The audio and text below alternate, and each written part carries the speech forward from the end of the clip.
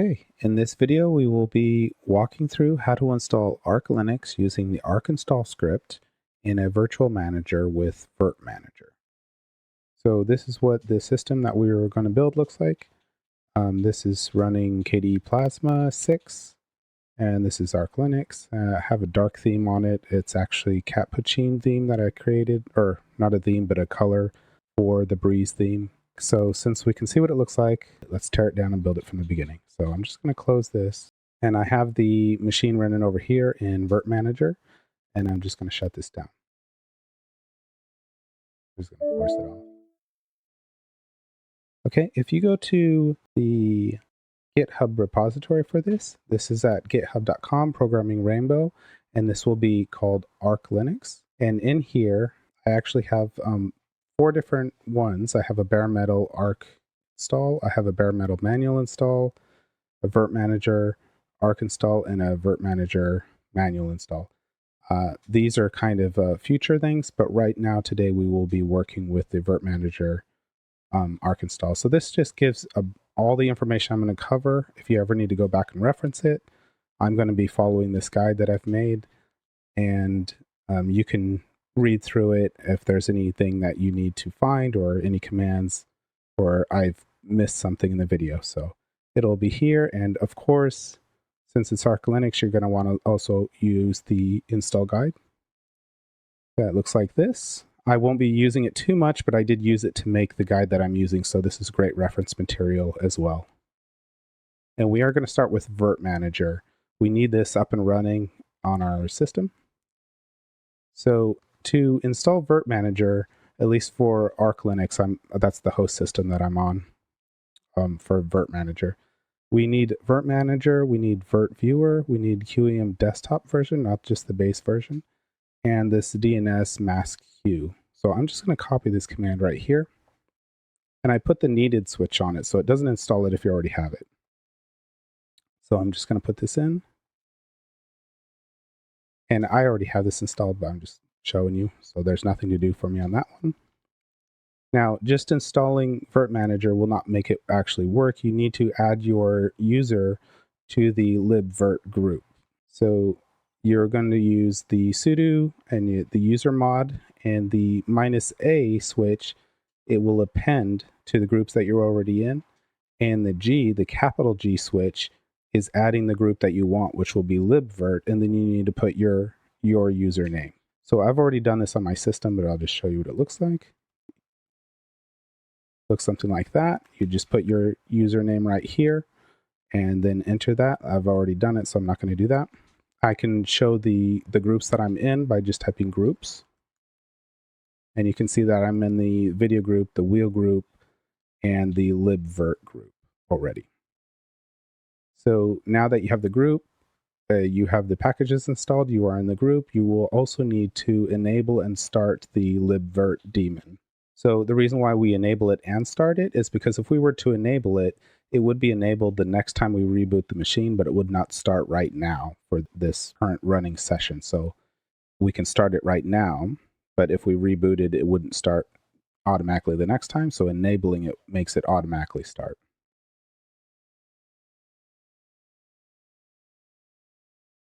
And we would say start this one, and we would need enable. And I'll just pull up the status. Mine's already running. It says it is enabled here, and it is actively running here. So with all that, we are now ready to use Virt-Manager. So I'm just going to talk a little bit about Virt-Manager. So we are going to be probably editing XML. You may or may not need to edit the XML, so we're going to turn that on. I'll show it to you in a second.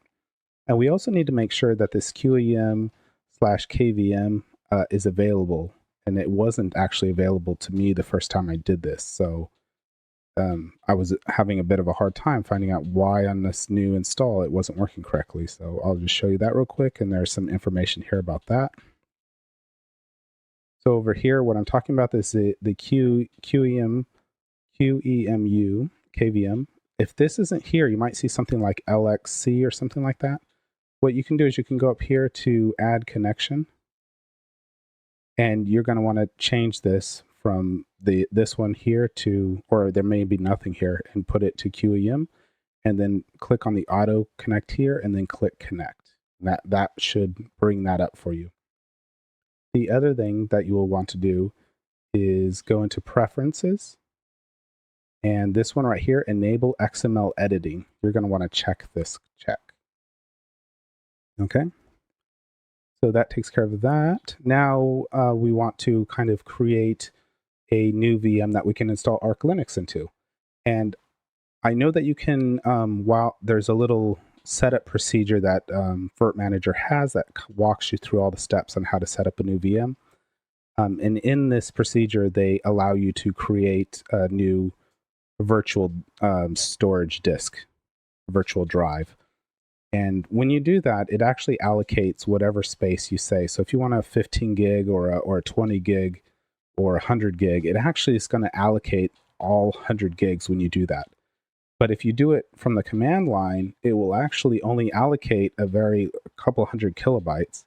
And then as you use it, it'll fill it up. So imagine if you're don't have a ton of space on your hard disk or your SSD or whatever you're running. If you're making different virtual machines, you might not, even if you've allocated 30 gigs or something to 10 different machines, that's going to end up being 300 gigs gone from your system. But if you're only running a base system on each one, you might actually only be using 5 gigs or less from each system. So this allows it to only use what it's actually needing, even though it does have a maximum amount of space that it can use. So I'm just going to show this right here, and we'll get rid of the old one while we're doing it too. So I'm just going to copy this command here and go back. Now here, this already exists, so I'm just going to delete this. And it's asking me this var libvirt images. This is where the images are stored. Okay. But I'm just going to allow it to delete this one. Well, let's look at it first before I delete it. So I'm going to cd into this, and this is root owned. So you will need to use super user privileges when you're doing anything with these. But right now there is this Archlinux 2 in here, and it's only got 5.2 gigs. Now this is actually 15 gigs allocated, but it's only using 5.2. If I would have done this through the setup process that it gives me, and I would have said 15 gigs, this would say 15 gigs right here. So this can reach the 15 gig size, but it's not 15 gigs right now because it doesn't need to be. Okay, so we will just let this get deleted.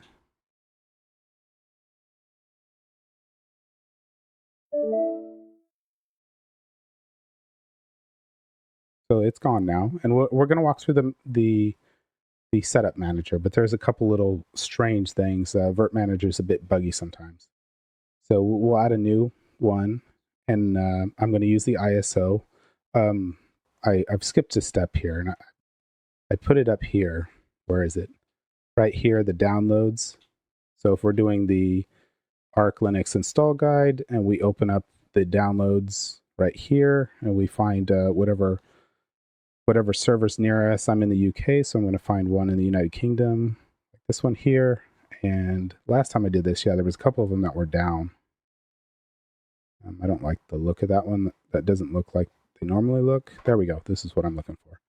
So they have the year, the month, and the day, but they always have a version that is just stripped out of that name. This is actually the same exact file as this.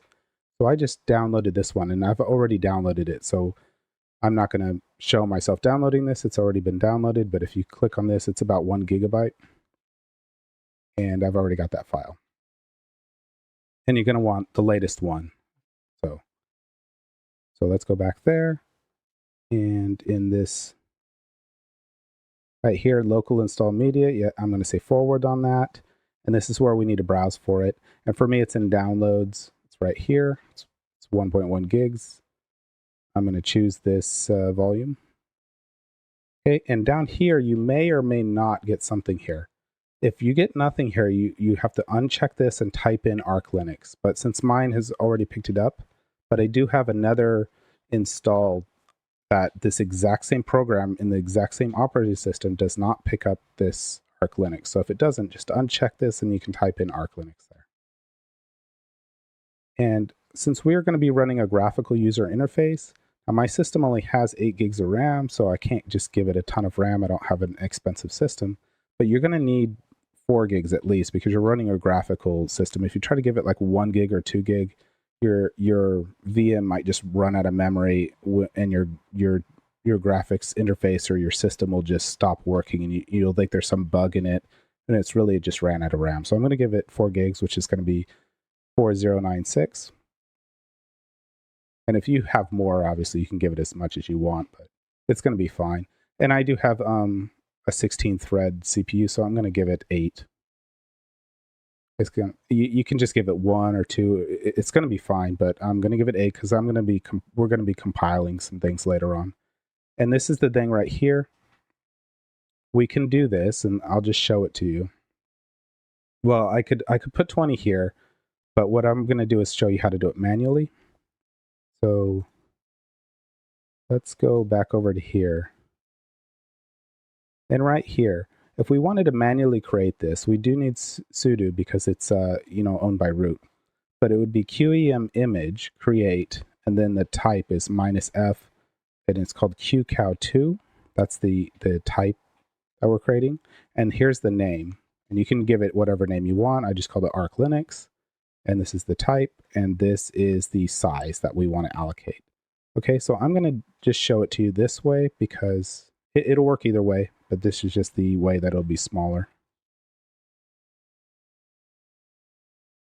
So I'm just going to paste this in, and I'm going to leave it 15. I can make it 16. That makes more sense.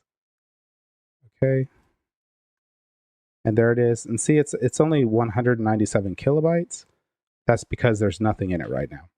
But if I would do it through this right here, it would actually allocate 20 gigs. So since I've created my own, I'm going to go down here instead, and I'm going to click here, and I'm going to select it. And it's going to be in default. It should be in images. Maybe I need to refresh it. There we go. Sorry, I just needed to refresh it. Choose that volume, and we're good. And I'm just going to leave the default name. There's a memory, the CPU. Now, the thing is that the install that we're doing, I do not want to use grub. I want to use systemd boot. And systemd boot doesn't work with like the old style MBR, the master boot record BIOS setup. It uses the newer UEFI setup. And Virt-Manager does support this. However, it hides it from you. And the only time that you're able to create this is if you click this right here. So I will show you how to get around this. You can just edit the XML later on if you miss this step. But yeah, so you have to click this right here if we want to change it. And I'm going to click finish. And right here under BIOS, change it to UEFI. Now we will have the ability to use systemd boot, which is much simpler. And I know when I've done this before, I didn't have sound for some reason. If you don't have sound, you can't find sound anywhere, just add hardware and you can add sound. It's really simple. It's doing it for me now, but the first time I did it, it didn't have sound. But where is it? Right here, just click this one and click finish. I already have it, so it's okay. The kind of strange bit of this now is we are now at the part where we're choosing how the graphics is going to be set up. So I do have some information about this. There's 2 different things going on here. One of them is this resolution right here. There's no option to change the resolution. Now this is the default resolution. When you get into the user interface, you will have the ability to change the resolution. You know, in KDE Plasma, it does give you the ability. But say SSDM, your login manager, it'll default to like 720p or something like that, 768 by 1366 or something like that. I can't remember what it defaults to, but it's lower. So if we want to use this, we can just take just this line. But it is a little bit quirky. Let me just show you some of the stuff here. So we have 2 things going on. We have the display spice thing. It's just asking me if I want to save. So in here, if it's on VNC, we do want to use this spice server. And if we are going to be using the OpenGL, we do need to set this to none. Okay. And I believe this can be set whether we're using the OpenGL or not. It works both ways for me. I'm not actually going to be using the OpenGL, but I just want to show it. So I'm going to apply that. Now I'm going to go to the other one, the video, and this one is set to virt-io. Now virt-io is the one that you want if you want vir-gl, if you want the OpenGL support. But if we look at the XML real quick, we'll see that it doesn't have 3D here. And it doesn't have let's see, from over here, it doesn't have the acceleration as yes, and it doesn't have resolution. Sorry, I'm looking at the wrong. Wait, am I looking at the wrong thing? Hold on one second. I may be looking at the wrong thing. Let me click on this. Yeah, okay, there's the mode. Sorry, I was confusing myself. So right here, if I just show you something else, the faster one on my system that is not using OpenGL, but is actually faster for everything that I've seen, even the GL stuff, is QXL. It doesn't use hardware acceleration, but it's faster. But that could just be my system. So if I do this and if I apply it, when you look at the XML, it's gone now. The 3D is gone, right? Because it's not supported. But the weird thing is if we were to switch back to virt-io, this is checked now. The 3D acceleration is checked. And we apply it. Now, if we look at the XML, it's actually not there. It's missing. And this is weird. You think it's enabled, and then you go to start up your machine, and you find out you do not have vir-gl enabled. You have to uncheck this, apply it. It's no now. And then if I check it again, it's going to be yes. So it's a bit buggy. But anyway, underneath here, I'm going to add in the resolution. So, and now this resolution will stay. When you click it back and forth, it'll stay. Also, if you only have the one-liner, this mode right here will be up here. And it'll just be a slash like this. It'll just be like that, and this won't even be here, and there won't be another line. So I did put them in here. You can just copy one of these if you're using QXL, which I'm going to use. You can use this one, or if you're using vir-gl, I'm going to use this one right here. So I'm just going to copy this whole thing. But you could just use the resolution part of it. But I'm just going to put this whole thing in here. Not the video part, just the mode part, I believe. Yeah, just the mode part. So I'm going to save that, and that's going to be all of that stuff. Now the CPUs, I don't think it matters. If the topology and all that stuff, I don't think it matters. I don't think anything else matters. So it's just this. I believe this works for both the QXL and the virt-io. But for my system, the virt-io, it displays the desktop faster. It displays rendered video faster. It displays the GL demos, the OpenGL demos faster. So I'm on an AMD system, so it seems to be faster on my system. So I don't know what it is on everybody else's system, but so I'm going to be using this one. But the other option would be this down here, and make sure that this is enabled, because it may say it's enabled and it's not. I'll show both later on. Okay, so we're done with basically everything else. Everything should be good to go. Hopefully, if we click this and there's no problem, sometimes it does complain about the whole 3D thing, because it's a bit buggy, but let's see what happens here. It looks like it's good. Okay, so I'm going to put this on its own screen. Okay.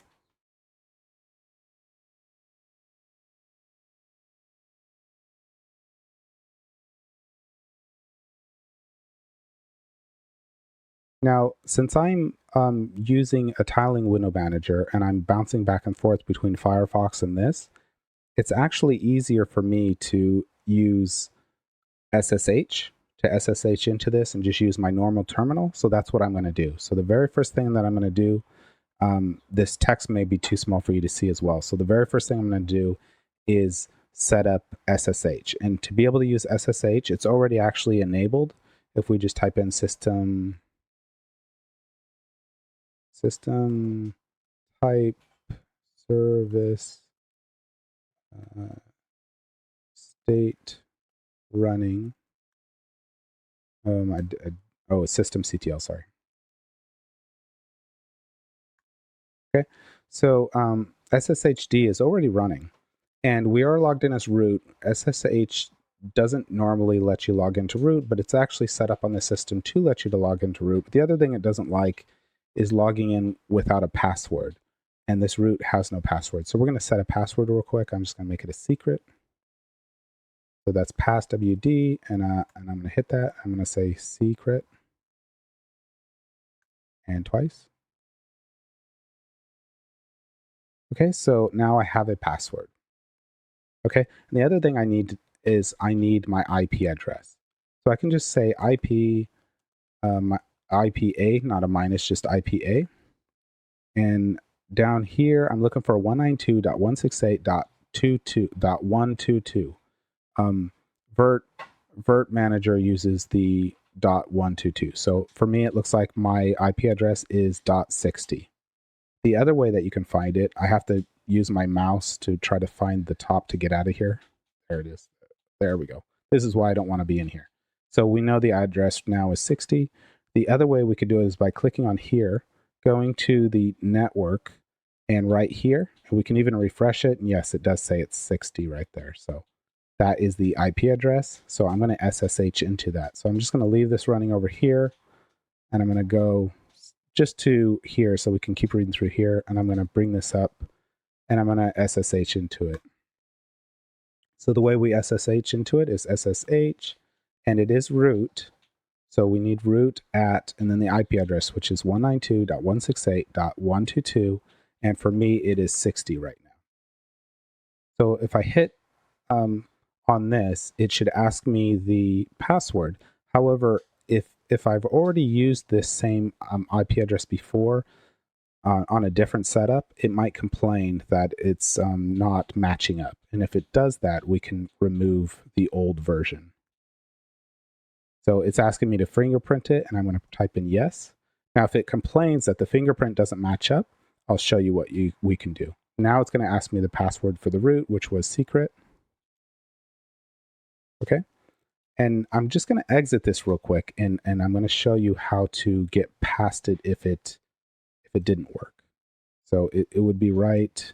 So we're setting password, we check the IP address, we SSH, and if we have any problems with it, what we do is use SSH TAC keygen, and then we're using the -R switch and then the IP address, and that'll cause it to forget it. So let's just do that real quick. I'm just going to exit out of this SSH, and I'm going to say SSH keygen -R, and then it's going to be the IP address we want to forget, because I have had this testing this so many times. I've had this kind of collisions going on, so I just want everybody else to see it.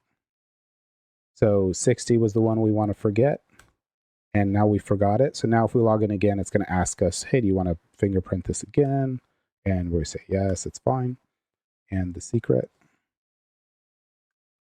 Okay, so we are now logged into this other running over here. This guy that's running right here, we are actually SSH'd into it. So I'm just going to clear this screen. So we can continue on from here without using this smaller text window here. And I could have done some stuff like, let me just show you, if you want to change your keyboard right now, if I press my @ symbol, let me click down here. You might not be able to see it, but every time I press my @ symbol, because I have a British keyboard, I'm getting the quotation mark. So I could say local, let me just show you here on the easier one. Oops, go up here so you can see it a bit bigger. I don't need to do it here because I'm using my guest system's keyboard instead of the host system, but I'll just show you the command. It's going to be local. If you want a list of all the keyboard options available, is it local CTL?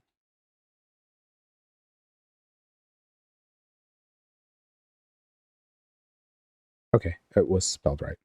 So these are all the key maps that are available. And since I'm in the UK, I'm looking for the one that says UK, which is right there. And so at any time you can press Q and it quits. And now to load it, we can't actually use this local CTL. What we can do is use load keys. So load keys UK for me. But it doesn't matter here because I'm SSHing in. It doesn't affect it at all. But if you were logged into if you were using this one, that helps you. Now, if I press the @ symbol, I actually get the at symbol instead of the quotations. Okay, so back to. Okay, so we have all that set up. Now we want to actually install that. Here we have the load keys set up. So let's start with actually installing Archlinux, okay? So the first thing we want to do is run reflector so we can get our fastest available mirrors to us. Okay, that's done. Now the next thing we want to do is change the Pacman has the ability to download parallel packages, but it's not set up by default. So I'll just show you real quick. Grep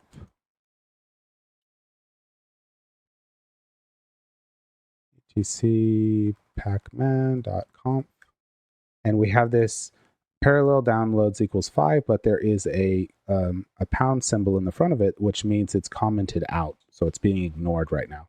So we just use a sed command to fix this. So it'd be sed -i for inline. I'm just going to use a single quotation and then s. I'm going to use a / as a delimiter, and this caret symbol that I'm going to use is telling it to search the pattern I'm searching for must start at the beginning of the line. So if there is a # parallel world somewhere else in a string somewhere, it will ignore that one. It must be starting at the beginning of the line. So I'm going to use the caret parallel and then the delimiter again. And what I want to replace it with is just parallel, or just P-A-R-A-L-L. That's all I really need. I just need it to match that thing. And now I'm going to end that single quote and target the file that we're changing. Okay, now if we look at the file again, if we grep it, we're good to go. It's uncommented now. So now when we install the packages, we'll get 5 at a time, which would be great. Okay, so we did that. I'm just going to do the pacman -syy, not YYU, just YY, and that's just going to update my package list from the server so I don't get any kind of errors that the package is trying to download is not on the server. So pacman -syy. And now we can just start the archinstall strip.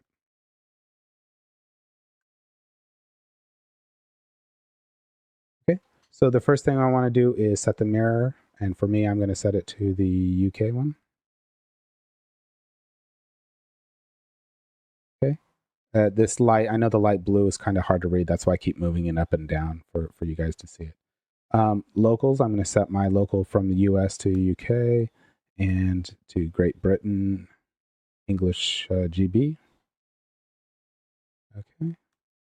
And the disk configuration, since this is a VM, I'm going to allow it to do the default one. I'm not going to manually do anything. So I'm looking for the 16 gig Virt-IO block. That's the one. And I'm going to use Btrfs. It's the very top option. That because it's the more advanced one and it gives us compression. And do we want all the defaults? That's going to give us the @ symbol for root, the @ home for home, the @ pkg for the packages, the @ log for the log files, the @ dot snapshot for the snapshots, and I'm just going to put yes on that. And now I can use disable copy on write or use compression, and I want use compression. It's going to set the compression to STD level 3, which is going to give us about a 2x compression ratio, which is really nice. And it actually you don't lose performance, you actually gain a little bit because the smaller size of the compression actually moves through your system, your RAM, and your writes to your disk more efficiently. So the overhead is actually compensated by what you get back. Okay, so disk configuration, I'm not doing encryption. And you see we have this system boot is available. It doesn't say grub here. So we're going to use that system dboot. I'm not doing anything with the unified kernel. The swap, we're going to use ZRAM right here. It's already set by default to ZRAM. That's good. Hostname, I'm just going to leave it. And the root password, we're going to set that to something like secret.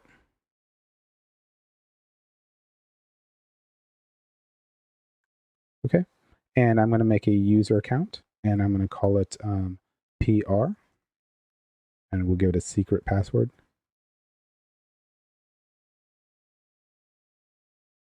And do we want it to be part of the sudo group and that, or give it access to sudo? It's not a sudo group, which is yes. And then we say confirm and exit. So now we have the users. Now we're looking at profile. So the profile, the type we're going to do is desktop. And we're going to go down to KDE right here. Click that.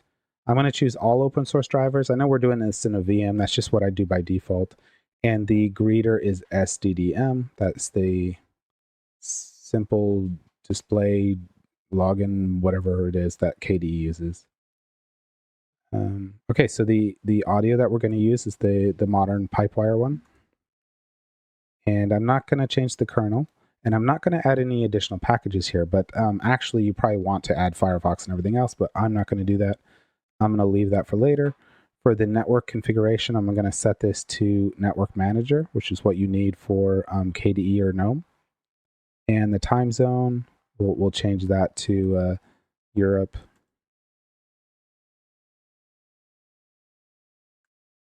And we have the automatic time sync on, and that should be everything. So I'm just going to install it now.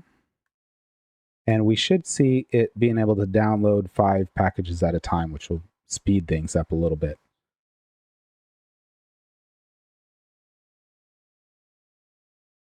Okay, there we go. Yeah, 5 packages at a time. So I'm just going to make this go away for a second. It's going to be working in the background, and we'll just look at what we've done so far. So right now we're at this step right here, install Archlinux. And what we're going to do afterwards is when we set up this new system, it did give us access to sudo.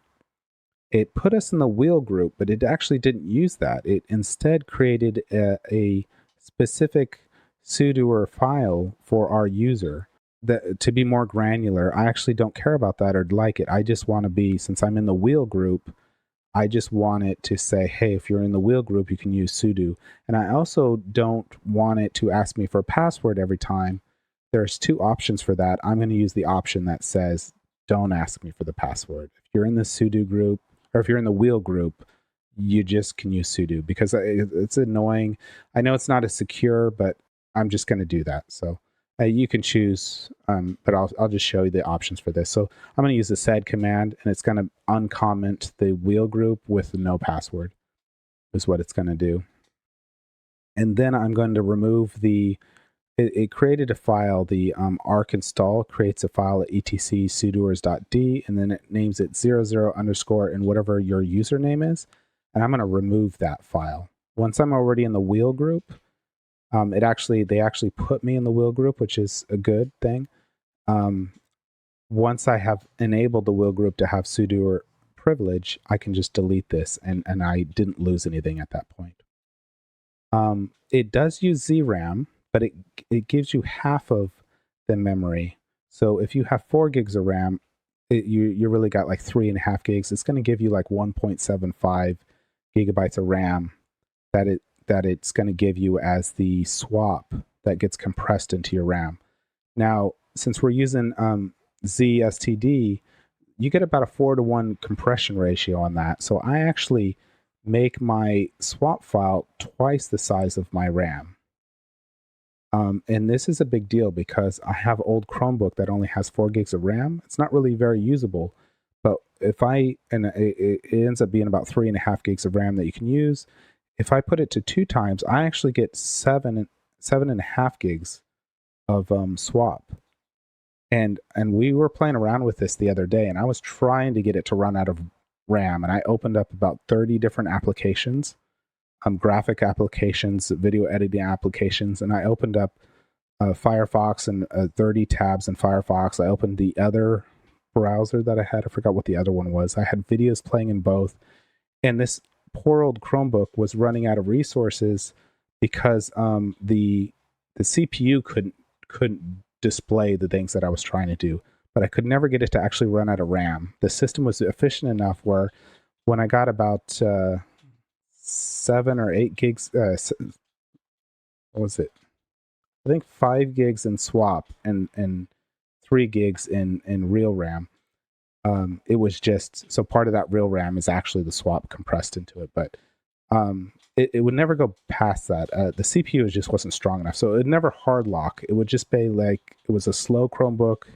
It would slow down a little bit when you start opening up a bunch of stuff because of the CPU, but I never got it to really properly slow down because of RAM. So the ×2 works just fine. I'm going to use that.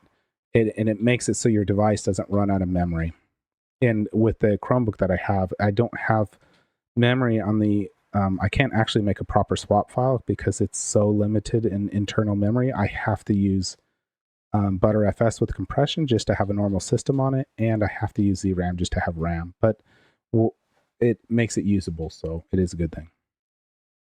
And it's what Chromebooks actually use by default when they're running Chrome OS.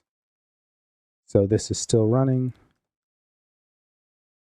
So we're gonna fix the sudoers. We're gonna change the config file for ZRAM. We just have to basically add 2 comments in there. I'm gonna re-enable the parallel. We did it for the install media, but I'm gonna do it for the actual installed system. I'm gonna enable the parallel. And then after that, we're actually gonna boot into the system and we can be actually in KDE configuring it and fixing some stuff. And that's the rest of what's going on here. And we are actually going to play around with Xrdp as well. And I even have, if your system breaks and you need to use the install media to be able to mount your broken system, I left all the mount points down here. So you could boot up your install media and then mount the system to get into it to fix it.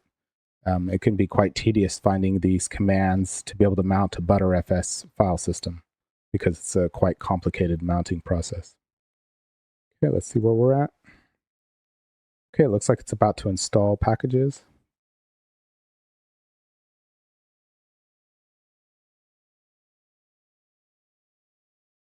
Okay. So, yeah, so what we'll do is we'll go into KDE.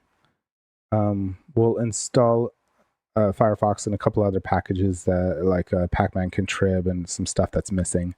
I'm not going to install this KDE application meta, but because it would take unnecessary time. But this basically has a massive amount of KDE packages, games, applications. It's really good for a full-featured system. It's not necessary for this demonstration, so I'm going to leave it out because that would just be more downloading and stuff. We are going to fix Firefox so it's actually nice and usable. We are going to fix the annoying cursor. Sometimes in SDDM, it's going to use the Adwaita cursor, the kind of GNOME cursor instead of the Breeze cursor, or other places that happen. So we're going to fix that. We will also, if you want SDDM to actually default to your X11 keyboard, we're going to fix that as well. And then we're going to start installing Xrdp. So that we can use Xrdp instead of virt-viewer, just to show you an alternative way to do that. And yeah, let's see, we should be about done here. Okay, so it says, would you like to go to the new installation? I think you have to do this. I think if it doesn't, I've had systems before that didn't boot if I told it no. I think it needs to do this to configure some stuff, but I could be wrong. So I'm just going to say yes. And actually, while we're in here, we're going to do some configurations, I believe. So let me just check real quick.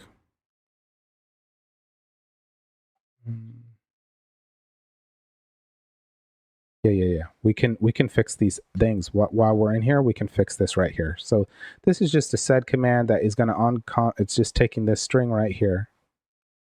This wheel, basically anybody in the wheel group will have no password support for sudoers. and it's commented out. And I'm doing the same thing with the caret. And this one has a pound sign and a space, and I'm just removing it here. That's all I'm doing. So I'm just going to copy this command.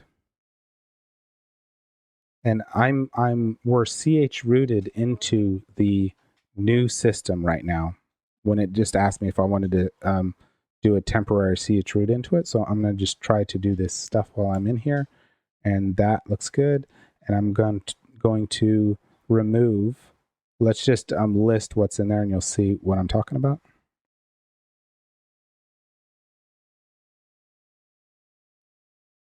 So my username is PR, so it's created this PR file.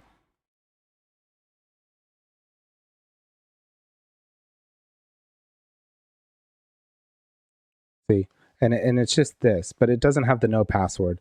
But I find this annoying. I just want anybody who's part of the wheel group, and if I look at groups, oh, sorry, it's root right now, but the user PR is part of the wheel group already. Just trust me on that one. So why we're not just using that? It's going to do that. So I'm going to delete, since I have enabled with the sed command that anybody that is part of the wheel group now has access to sudoers, I'm going to delete this specific file for my specific user because it doesn't need to exist anymore. So I'm going to just go up here and I'm just going to remove it. What else can we do?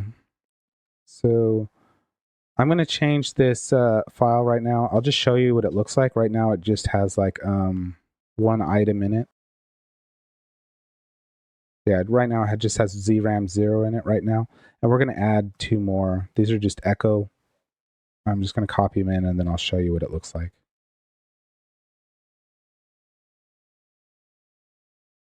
Okay, so now, oops, looks like I stomped on the file. So I actually need to fix that in there.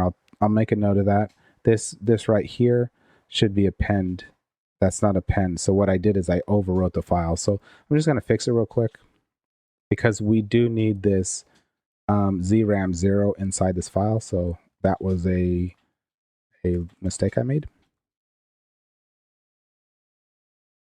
Oops.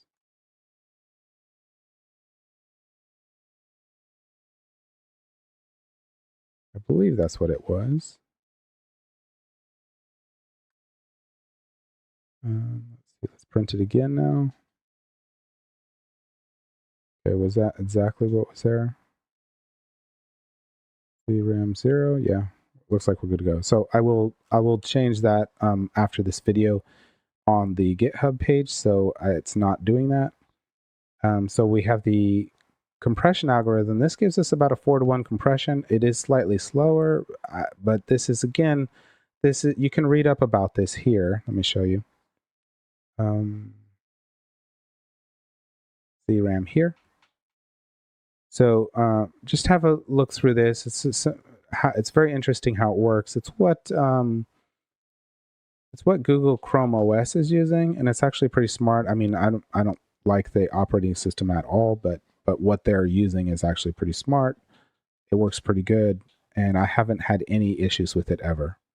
And a lot of them are defaulting to half RAM. I don't know why. If you're doing ZSTD, you can do 2 times RAM, not half RAM. Just because realistically, if you're using like Raspberry Pis or devices that have limited RAM, this is a huge thing. This fixes a huge problem. And there's no reason for you to use half RAM. You can use 2 times RAM. And I could not get it to fail, basically. And if it did fail and I made the RAM smaller, just it running out of RAM because the RAM's smaller would also cause the system to fail. So basically, I couldn't find a bad situation for it.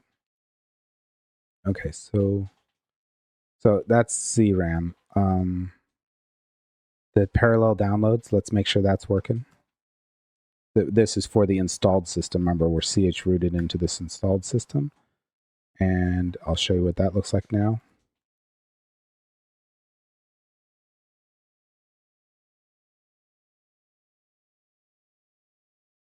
So that's uncommented. Perfect. Okay, so I believe that's all the fixes that we need to make. So what we're going to do now is we're actually going to boot into it, and I won't be using, I did not enable SSH daemon here anywhere. So the new system we're booting into is not going to have SSH enabled. So if you want to continue to do this, what I'm doing right here, you will need to do systemctl enable SSHD, and then a start. If you're in the running system, you'll need the start on it. If I can spell start right. But since I'm not going to be using this anymore past this point, I am going to not turn it on, because that gives you kind of it gives access to maybe bad actors who might be trying to get into your system through SSH. So since I don't need it, I'm not going to enable it right now. So I'm going to exit this chroot that we're in. And now I'm going to tell the system to reboot. Remember, let me just show you the system here. We are in the system. So if I pull this up, whoops, let me get my thing up here. So if I pull this up and I tell it to reboot, you're going to see the thing in the background reboot. See that? See it rebooted?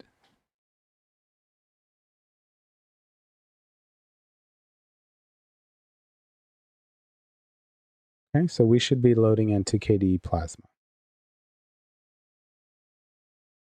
I'm just going to full screen this.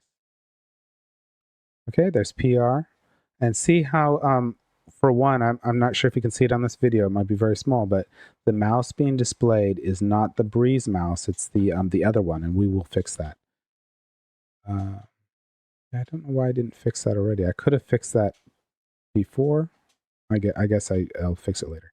And also up here it says US, and we can make this default to the British one. So I need my secret right there.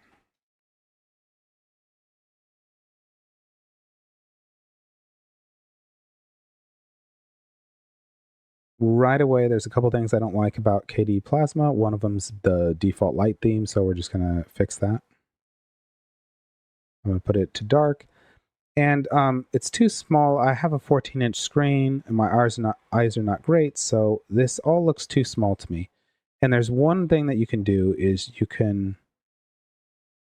Where's the...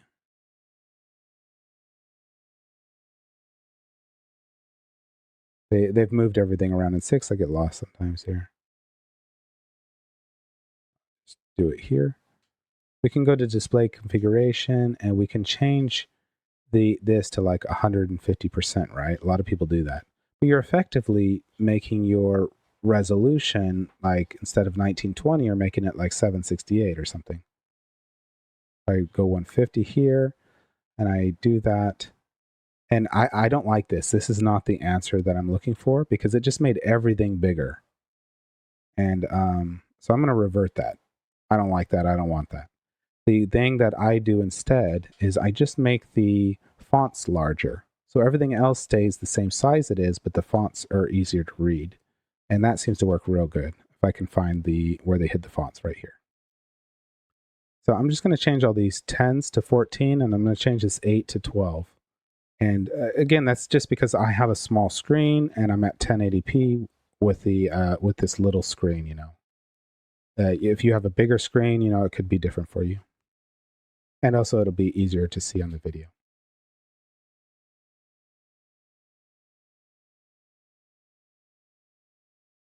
So I'm going to make this one 12 because it's the smaller text, and then the rest 14.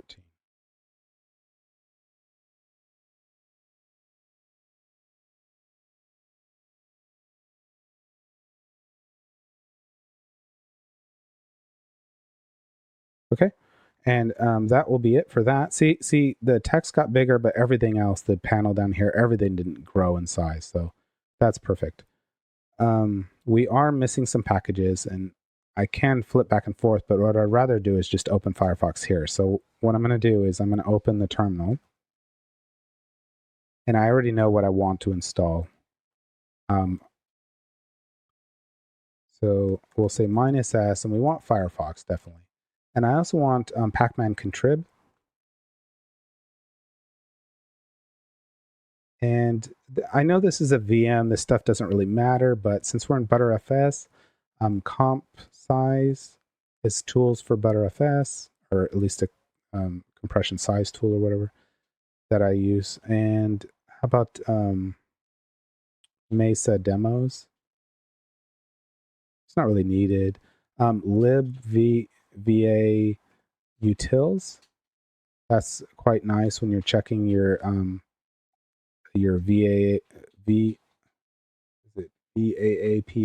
whatever, for your acceleration of a video playing through Firefox and stuff like that.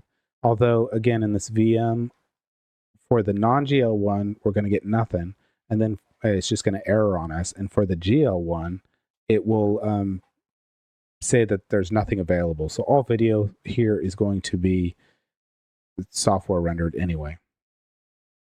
So I think this is everything.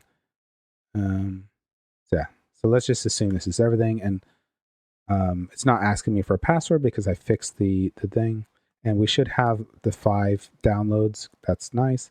And right here where Kate is, we should have Firefox popping up when this gets done installing.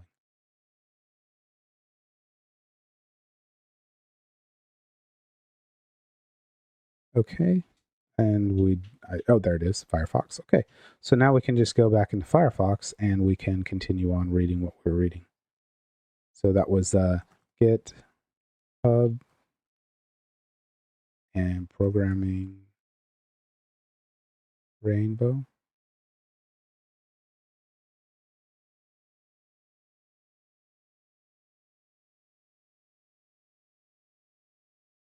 Okay, I'm going to make this a little larger, 120%. And I know there's going to be some stuff that we're changing with Virt-Manager Archlinux. Yeah, that's the one.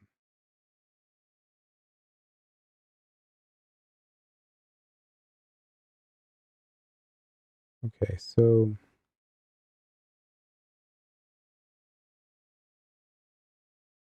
we're right here. We did Pacman contrib, libvirt, yeah, demos, and Firefox. Yes, perfect. So let me just show you the reason why we did the Pacman contrib is because we can do this. Sudo, so what is this? Var cache pacman pkg. These are all the packages and the signatures for the packages that we use to install. There's like a gig and a half worth of stuff here that we just do not need. And again, if you're on a system that you're really constrained for space, like that old Chromebook I was telling you about, it was so bad that by the time I installed KDE, I could not actually update the system because the updates would be too big for me to actually download the update and then have space to install it. So one thing, ButterFS obviously makes your system way smaller by half, and you can get rid of this. So we can use a pack sudo pack cache minus rk0, and that's just going to get rid of everything here. We got 1.42 gigabytes gone. Now, if we look in this folder again, it's gone. Perfect. And you can use RUK for if you uninstalled packages, they get held as uninstalled packages, and you can get rid of those that way too. So that's in Pacman contrib. There's some other stuff in there, but I find that one the most useful for me because I don't need those packages at all. Okay, so let's do some real quick configuration of Firefox. So I'm going to go to, so I'm going to say about config. And if you're on it, now we're going to be software rendering everything here, but if you're on any normal system and you're running Firefox and you're watching YouTube videos, YouTube or Alphabet or Google, whoever's doing it, they're going to send you the videos as AV1s. Now, AV1 is not supported by almost every video card on the planet right now, except for a couple of the newer, very expensive graphics cards that I definitely don't have. So I don't want those videos to be software rendered because it causes my CPU to run up, and it uses more electricity, it uses heat, it makes the video maybe choppy. I want hardware acceleration.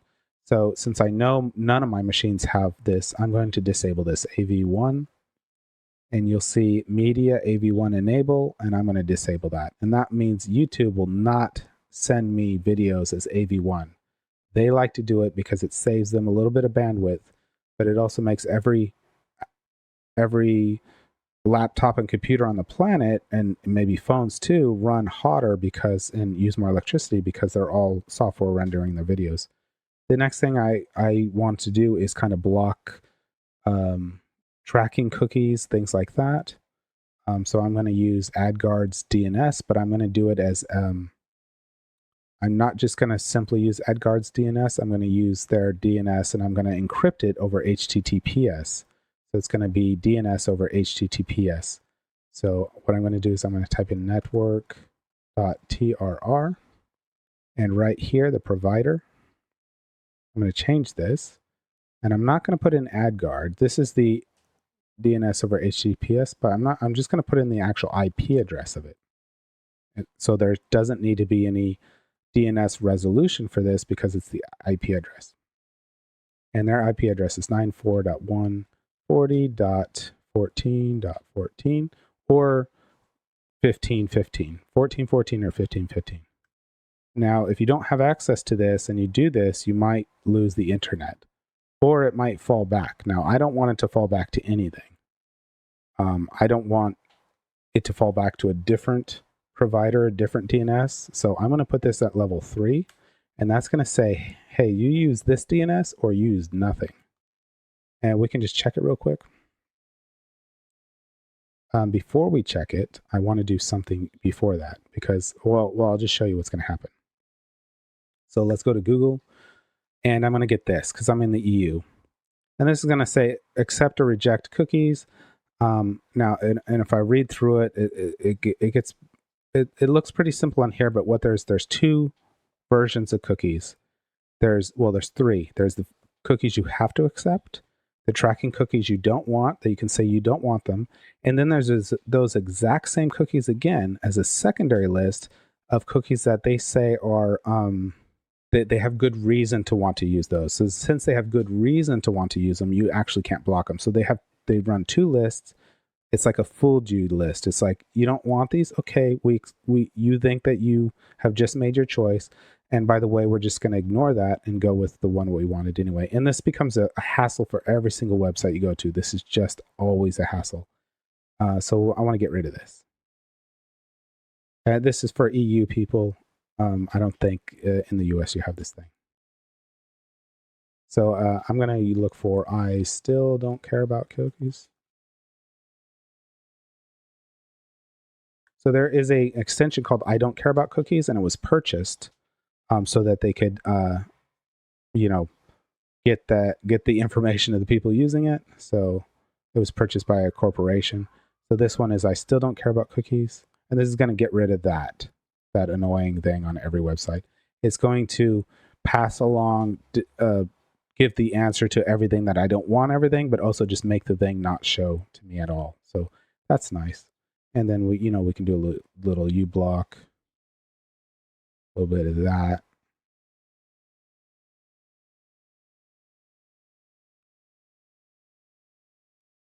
Maybe we don't want to listen to Linus sell a $70 thing or talk about his pink hat or $100 pillow. So maybe we do a little sponsor block.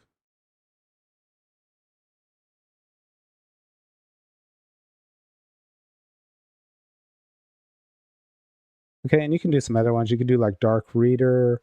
You could bring back downvotes or something like that, or whatever the purpose you're doing. But at least this makes it usable for us now.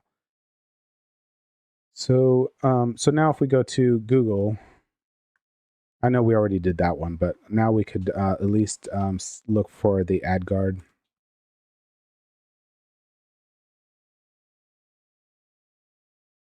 And see if our DNS is running. And down here, we have DNS over HTTPS. So this is secure DNS, and it's going through there. It's blocking a whole bunch of stuff. Yeah, so that's set up if you want to do that. What else do we got over here? So that's all right here and right here. That's all explained. Now that one part where we were dealing with the cursor right here. It's in this file right here, this share icon default index theme. There's a default cursor that's listed here, and we just want to change it to Breeze. I'm just going to copy this and pull this up here. And that changed that. If you want to see the file, I'll just cat it out real quick.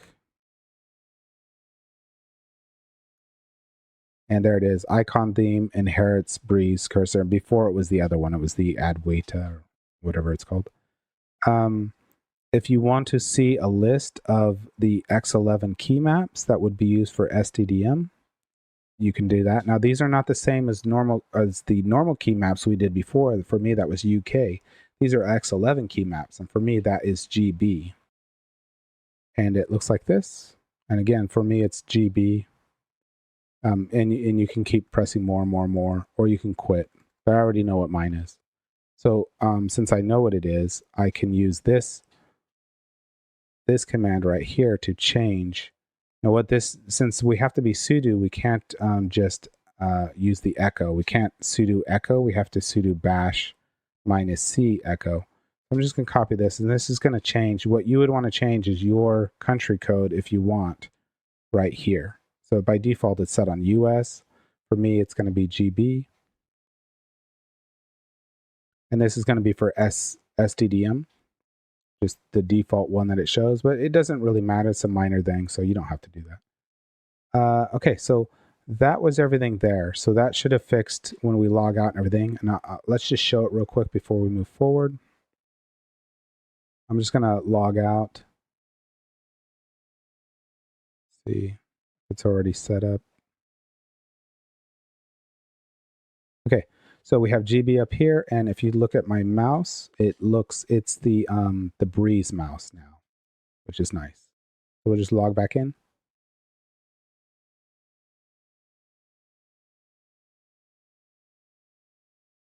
So what we're going to do is set up Xrdp right now. And I have it here, but I have it memorized so well. I'll just, the other thing I don't like is this right here. I'm just going to get rid of this. It's driving me crazy.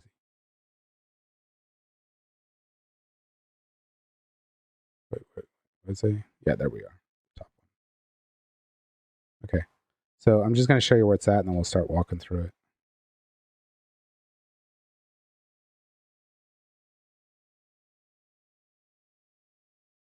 So we're configured KDE. We've got Firefox set up, all the other stuff. Now this setting up Xrdp. So it's gonna we need get installed, and then when we try to make this first one, it's gonna tell us we're missing fuse, we're missing imlib2, we're missing all of these. And then when we go down to compile this one here, it's gonna say we're missing this one. So I'm just gonna install these packages right away. And the CD just brings us into the top level directory, or into our home directory, I mean. So there we go. And I'm just going to install those.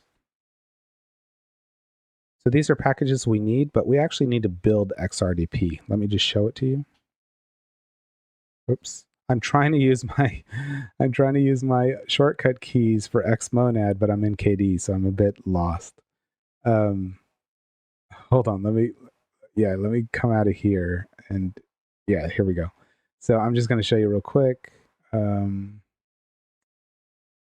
this is Xrdp, what we're going to use. It's for remote desktops.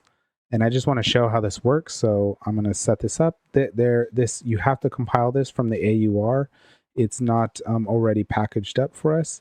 But the client side, the guest, it uses Xfree RDP. That is packaged up. So on the client system, we need free RDP installed, and that's already packaged, so no problem there.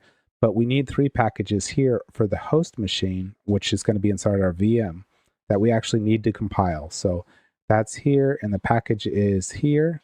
We need Xrdp. Now we also need Xorg RDP, but let me just show you some alternatives. So if you're running the AMD GPUs and you want to get VirGL running instead of LLV pipe, you can use Xorg Xrdp Glamour in lieu of this Xorg Xrdp. And if you have NVIDIA, you can use this. Now, I can tell you on my system, it's slower. The Glamour is way slower. So even though it says I have GPU acceleration and I have OpenGL support, yeah, I do have it, but it's slower. So I'm not going to use it, but I'm just showing you. If you do want to try these different ones, you need to uninstall this one first and then install the other one. When you try to compile and install the other one, it'll say, hey, that's already there. It's a collision. So these three packages right here are all taking up the same space, basically. So this is your default one that's going to use LLVM pipe, which is kind of like the QXL version in Virt-Manager. And these two are using the VirGL, the OpenGL implementation. We're not going to use these. I'm going to use this one, and for sound, I need Pipewire module, and we're not using the Git versions of any of them. I'm going to use the normal one. If you use the Git version, then you have to use the Git version of all, and the Git version is broken right now. It doesn't compile. So, and here's the pipe one, Pipewire module Xrdp. And what's this? Oh, this is now this one's not a big deal because this is already packaged up. We also need on the guest system, we need FreeRDP. We're going to be running XFreeRDP3, and that's already packaged, so that's no big deal. Okay, so let's get back to this. So we're compiling this inside of the VM.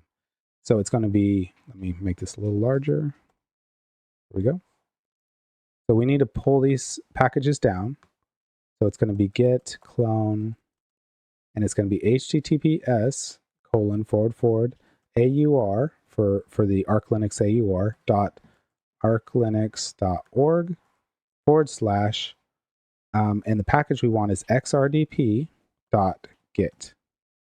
Now there is an xrdp/git.git. That is the Git package version. This is the normal package version. Okay. So that pulled that one. The other package we need, while I'm already in the top level directory, is called xorg, xrdp. So we're going to grab that. And if you wanted Glamour, you could do xorg minus Glamour, but we're going to use this one. And the very last one we need is Pipewire module and Xrdp. Okay, so we got these three. And I think I've already installed all the packages we need that are installed packages. So I'm going to go into the first one, cd xrdp, and I'm going to do make package -i. And you don't run this as sudo or root or anything. You got to run this as a normal user. But it is going to expect that you have sudo access later when you install the package. Okay, so this is going to compile for a minute or two. While this is compiling, I also have, see this gray, this is the Breeze dark theme. I don't really like that. I say let's switch this over to Capuchin. So what I've done is I've actually made a color scheme for Breeze. So this isn't a Capuchin theme. This is actually the Breeze theme with Capuchin color scheme, and there's 4 of them. There's 1 light theme and there's 3 dark. So if you want to get this install it, what you can do is just if you go to the top level of this folder, which should be just Archlinux. So we can just grab this URL, the programming rainbow Archlinux, and we can go back to our terminal. I'll open up a new tab so that can keep compiling, and that we can just clone it, right? So git clone, and that's just the GitHub programming rainbow Archlinux. Okay. And the reason why we're doing that is because all that's in here is I pulled this inside. So I'm just going to move this out. So I'm inside the Xrdp folder already, and I wanted to be inside the top level folder. I didn't realize when I opened up a new tab, it kept me in the same folder. So I'm going to take this Archlinux that we just pulled, and I'm going to move it to the top level directory.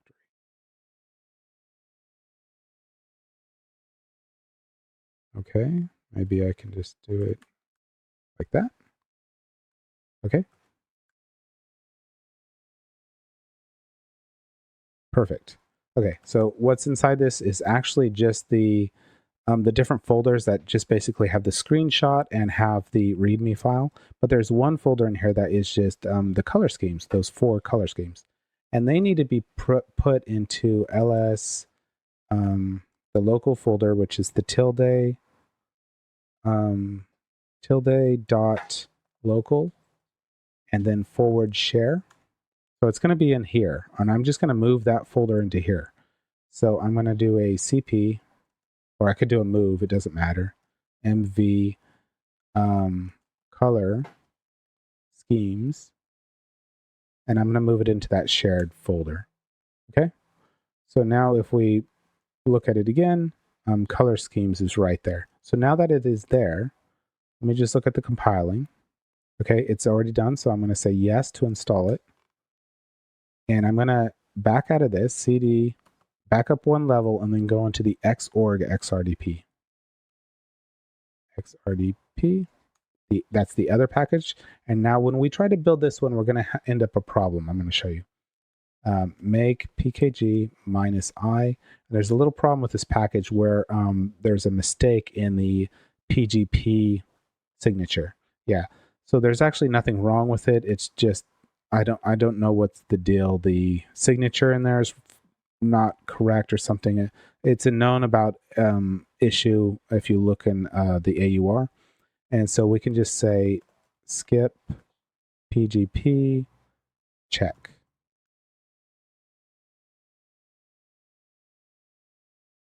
Okay, so while that is compiling, let's go and switch our theme. So the way that you want to use these is these are the Breeze light and dark colors. These are the Breeze light and dark themes.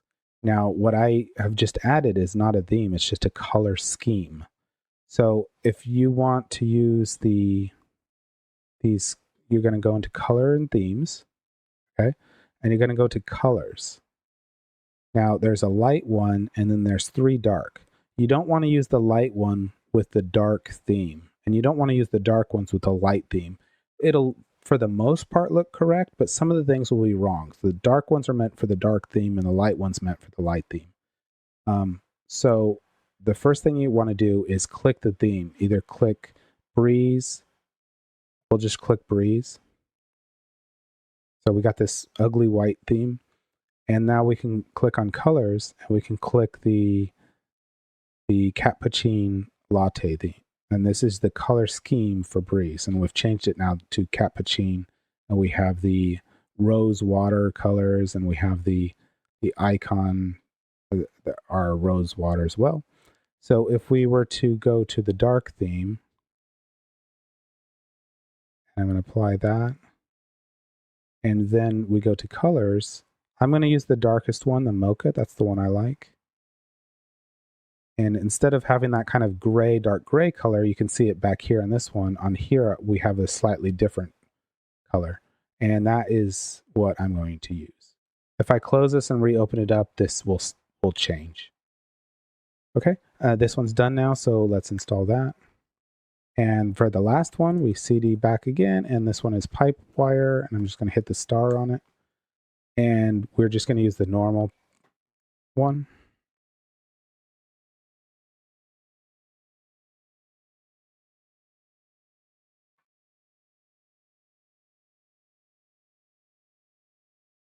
This should be pretty quick.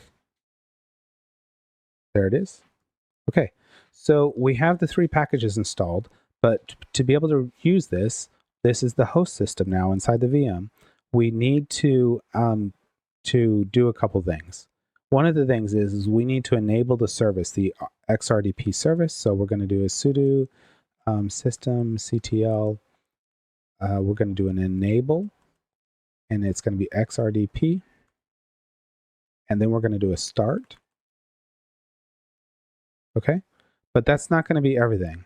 So what this is going to do is we really need the ability to not use SDDM, but to be able to use startx from the command line, because this is going to kind of log into our machine like SSH does, but it's going to use kind of a startx style. So let's look at that real quick. Whoops, I was already there. And then I went, again, this Firefox will change if I close. Well, let me just close it and reopen it so it fixes itself. Oh, maybe it doesn't change. Maybe it just, that's part of Firefox. I don't know. Or who knows? I actually don't know now. I don't remember seeing this color. I don't know if it has to be rebooted or if it's literally always like that. Yeah, it's using the other color scheme. Yeah, it is still using the other color scheme. Anyway, I'm not going to worry about it right now. So back into here. We need to set up that. So we've done all these steps right here where we've compiled it all and installed the packages. Now we need to create this in the local directory. It's a hidden file, .xinitrc. And we're just going to put two things in there. I'm going to use the echo command to chuck two things in there. And it's just going to set the desktop session to Plasma, and it's going to start Plasma X11 version. Okay? So I'm going to do that. And this is just creating the file. So we can cat that file now. Xinitrc, and you can see what it looks like. It just has these two things in there. And what this is going to do is if we log in from the command line into this user that we've just created this file in, if we just type in start X, it'll start up KDE. But also if we log in with Xrdp or with free RDP into this thing, it will automatically start up KDE for us. It's going to use this file. So that's good. Okay. But there's one other issue. We've already enabled, and I should have put start here too, because otherwise we need to reboot, but it's actually started now. This is good, but it clashes with SDDM. We cannot have SDDM running because SDDM is already running a graphical session, and you can't do both. You can't be running the session under Virt-Viewer, like Virt-Manager, the Virt-Viewer. You can't be running the X Windows session there, or Wayland or whatever, and also be running the Xrdp, the Xorg Xrdp session. That you can't do both at the same time. So we've enabled this, yes, but it won't actually work right now because we need to shut down this. So I'm going to disable it, and I'm going to try to stop it, and it may or may not work. If it doesn't work, I'm just going to reboot the VM. Oops. Sometimes it does, sometimes it doesn't. So that's sudo systemctl, and I'm going to say disable SDDM. So every time we boot up now, we're not going to go directly into the graphical. We're gonna be dropped off at the command line now. Okay.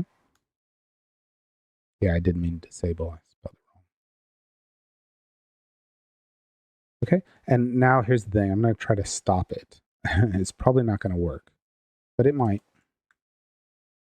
Oh, there we go. Did it?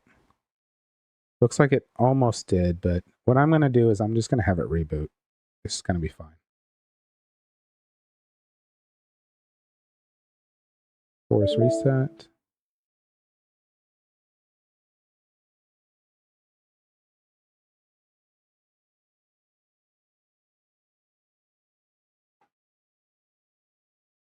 Okay, so we're here at the login, and we have PR as our user, secret, cool. And now if I type in start X, we should be brought into the KDE Plasma X11 version. Okay. So again, like I said, we can't run this and run Xrdp at the same time. So we need to log out of this. This is the Virt-Viewer is what we're looking at. And so Virt-Viewer can be running, but it can't be running an X session. So what I'm going to do is I'm going to log out. Okay, perfect. I'm just going to, we don't really need to look at this anymore because we're not going to be doing things through here. I'm just going to make sure my my IP address, see my IP address is 61 now. I need to know that this is 61. So now we're going to switch over to, let's see. So on the guest system, we do need the one thing installed. Let me just get to where I just want to follow my notes so I'm not missing anything. Yep, I would have missed that. Okay. So we do need to make sure that FreeRDP is installed. I already have it installed, but I'll just show you what it looks like. Okay, so there was nothing to do there. Now we can actually send in keyboard layouts to this. And if we don't send in the keyboard layout, it's going to default to the US layout. So if that could be fine or not fine, you know. So if you want to find out what available layouts there are, we can do xFreeRDP3 and then space, and we're going to use a /list:/KBD for keyboard. Okay, and that's going to list out available keyboards. So I'm going to do that. And it listed out a whole bunch of stuff. And you'll see that these hex numbers here on the left and then the name. So if you're Thailand, United Kingdom is here. This is the one I want to use right here. I'm just going to copy this. You could, you know, there's different Polish, there's Turkish, there's different Chinese ones. So all different setups. So let's just look. And what you can do is you can grep it too. So I could just grep United, you know, to get United Kingdom. Okay, so that's installed. We have our keyboard if we want to. Now, here's a very long command with a bunch of stuff that may or may not be necessary. I tried many different things to way to get the most performance out of this as possible, but in the end, this thing runs at about 20 or 25 FPS, and there's nothing really you can do about that.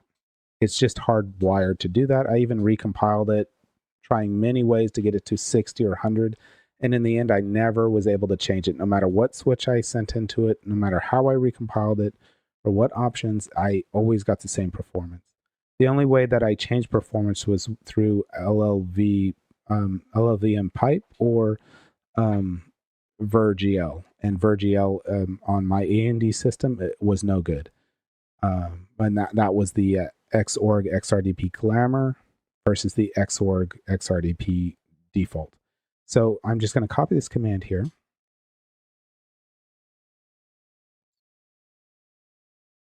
So actually, let's go to a new window. So over here, we have this still running, which is here. Nothing's happening there. I'm going to go to 4 on my desktop here, and I'm going to pull up my terminal, and I'm going to open it up here.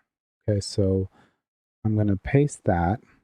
So what we have going on here is we can give the command, and we go /u:, and this is where our username for what we're logging into. So for my system, it's going to be PR. That's what I made. And then we have a password. You can leave this off, obviously, because if you put the password here, this is like a security, you know, problem by having it. But I'm going to do it just to be lazy, but you can leave that off and then I'll ask you for the password. And this resolution here is what the default window is going to open up with. But now I'm not on a floating window manager right now, so this is going to be not even work correctly for me. But if you were on a floating window manager, it's how big you want that initial window to open up. Now this /v:, this is the IP address, that 192.168.122.61 right now. This is the IP address. So here's the IP address, just like on SSH when we're logged in. And here's the username, which is going to be PR for us. We're just saying we want video, we want sound, RFX. These are just, I don't even think you need these. I tried so many things and turned them off, and this is just what I ended up with. Network :LAN for the faster network. GFX, you can look up what these switches mean. This dynamic resolution, again, is for the floating one. If it starts out here, it's actually going to resize itself based on the window size, which is nice. The 32 is the bit, the color depth, and there is the keyboard layout right here where it says layout. This is where you would put that number in. Now, if you don't care about this, you can just delete the whole thing all the way up back to the keyboard here and just put nothing, and it'll use the American keyboard. So since I want to use the United Kingdom one, I'm going to copy this hex number right here. And to copy from a terminal in Linux, you use not Control-C, but Control-Shift-C, because Control-C actually kills a program. Control Shift V. Yep, there we go. So now we got that in there. I need to go back and change this IP address right here. This is 192.168.122. Remember, I looked at it earlier, and it's 6.1 right now. Okay. Now, again, you would probably leave this password off so it can ask it to you, but I'm just going to put it there just to be lazy. And it's PR. And my secret password is, don't tell anybody, secret. Okay, so we should be able to open up. Now this is going to open up, instead of what we were looking at over here, this is the virt-viewer. Over here, we're going to open up an Xfree RDP window. Now hopefully it'll work if I didn't make any mistakes. So it's going to ask us to trust the certificate. I'm going to say yes. I'm going to, okay. So it's opened up the window as the 768 by 1320. Now, if you press Control Alt Enter, it should resize it. And I think I was wrong. Hold on, let me do that again. Huh. Well, that didn't work at all.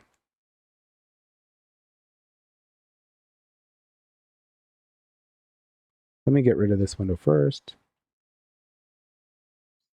It's just asking me for authentication.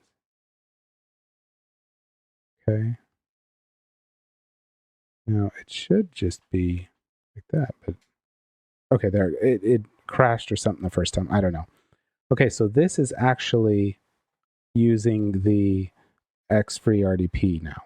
So if I look in here, it should say I'm using LLVM pipe, which is actually what I was using before as well.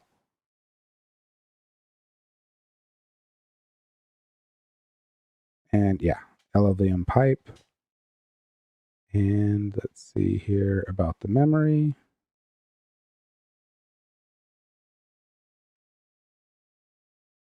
So it says I have 8 cores and I have 7.6 gigs of swap space and 3.8 gigs of memory. And this really does work.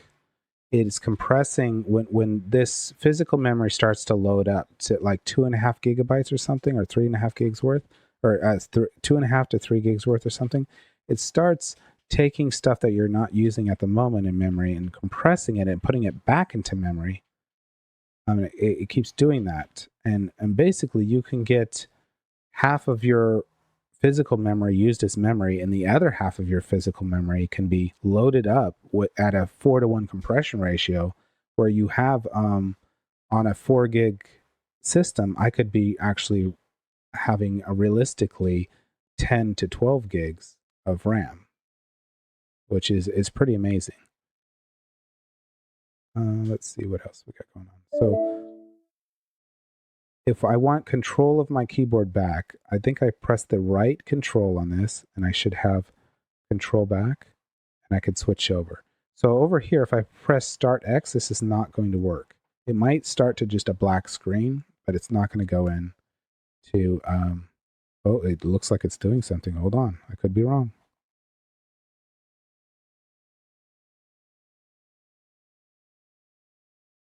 I'm fairly positive it's not going to go in, but I'll be really surprised if it does.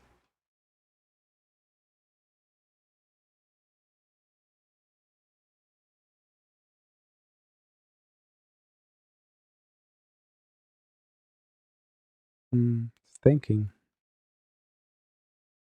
I think this is where you end up, is a black screen. I don't think it's actually going to let us use it 2 different X sessions for the same host system. Okay, so I'm just gonna, it's probably confused right now. I should probably tell it to reboot. Oops.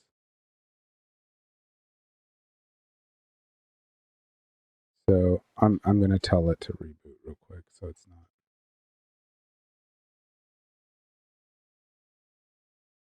Okay.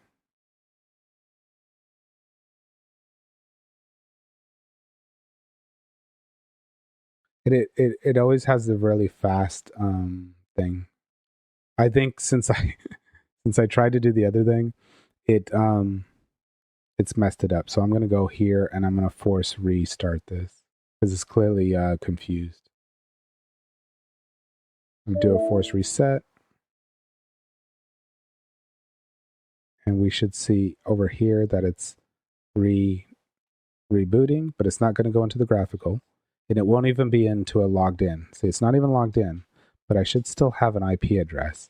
So if I go over here to the fourth system, or the fourth screen, I should be able to run it again.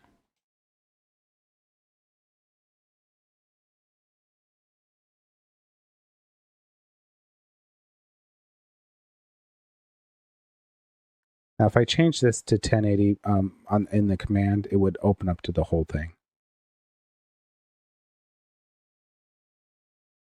But it's fine. If you hit Control-Alt and press Enter, it fixes that anyway, because it allows it to go full screen. So let me just double check if I haven't missed anything.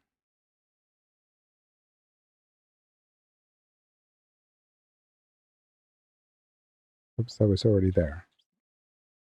Okay, so if we wanted to set up SSH, we would need to enable it and start it, and we would use it this way and all that. I don't have it on now because I don't need it to be on, so I'm not allowing that. This was when I was showing how to add the color schemes to Breeze. That's right here, and that's right there. That's just cloning it, and that's just moving the folder over. And then right down here is if you ever make a mistake and you've broken your system and you want to log into your system, but it's broken, you can't boot it up, you can start up the installation CD again, but instead of installing with the installation CD, you can instead just mount your existing system that's broken at the time. You can mount it and then chroot into it and fix whatever the problem is. Sometimes you just need to update a kernel, or I've had before where the kernel didn't get installed or something like that on an update, and the kernel was actually missing or something like that, and you can fix your system. But because it's Btrfs, it's got a complicated mounting structure. So if you just know what your root device is and what your boot device is, you can just change those here. Make sure that this is pointing at your root device and the last one is pointing at your boot device, and you can just paste those in and chroot into it and fix your system. It's probably not very useful on a VM, but on a real system, say your laptop got broken or your computer or something, it can be quite helpful. So I think that's going to be everything. I'm going to do another video where I do a remote install on that Chromebook that I was talking about. So not a VM one, but a remote. And so we'll be using Xrdp for that. And again, let me just show one last thing before I leave. I just want to show the...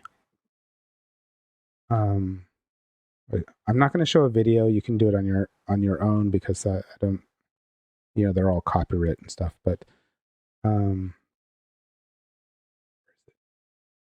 here, if we look here, it says LLVM pipe.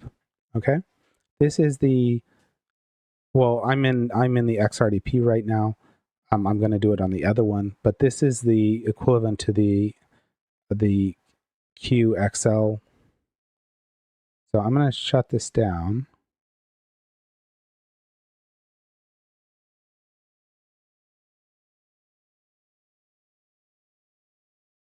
I'm going to go over here. I'm just going to completely shut this down. Make sure you shut it down when you're changing things.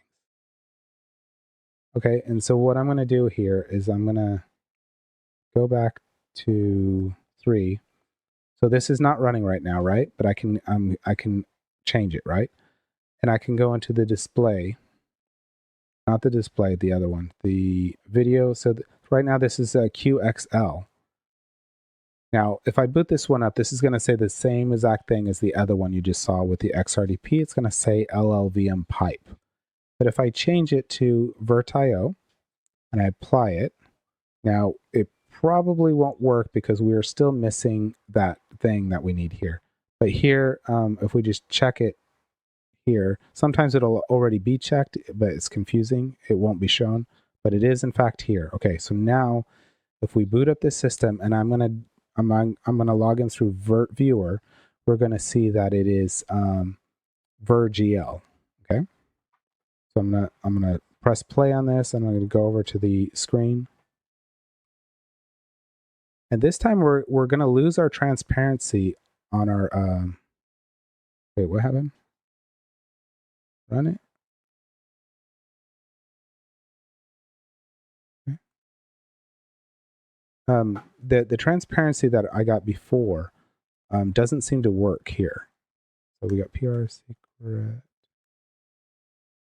I'm gonna use the start X.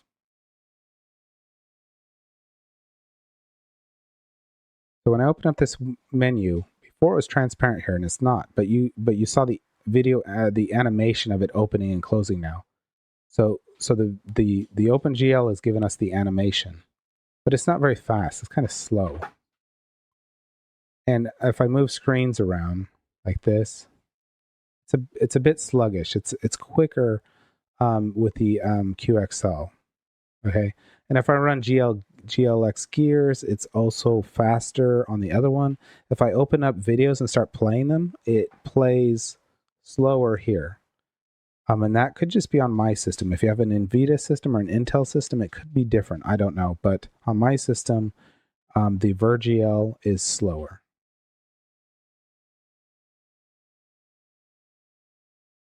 And right here, virgl instead of LLVM pipe. So and this would be the equivalent for the Xrdp if we use the Xorg Xrdp Glamour or the NVIDIA one. We would get this same thing, and it is really slow there. It's for the AMD one, it's like a slideshow when you're watching some videos on YouTube or something. It's not good at all. And the animations coming up like this, it's really slow. So this is the other option. Again, for my system, it's slower, but for your system, it may be different. So that just wanted to show that off, and you can try around and see what works best for you. Okay, so thanks for watching. I think that's going to be everything. And that was a long video. Hopefully it was better structured than the last time I recorded it. I'm going to make another video later that is going to show installing on bare metal, but remotely. So that'll be another video. And then I'll later on do some complete manual installs. They might be longer videos though. Okay, so thanks for watching. I hope you enjoyed that, and I'll see you later.